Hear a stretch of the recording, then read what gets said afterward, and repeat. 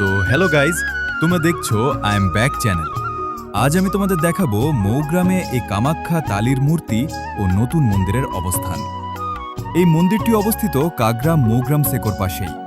কালকে মায়ের মূর্তি পুজো হয়ে গেছে।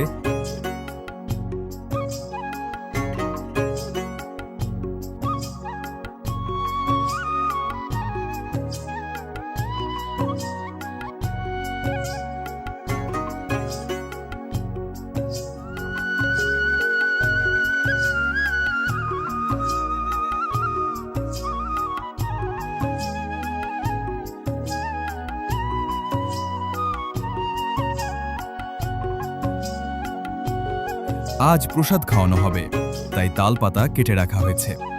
ভিডিওটি ভালো লাগলে ফলো, কমেন্ট এবং লাইক করতে ভুলবে না। ধন্যবাদ ভিডিওটি দেখার জন্য।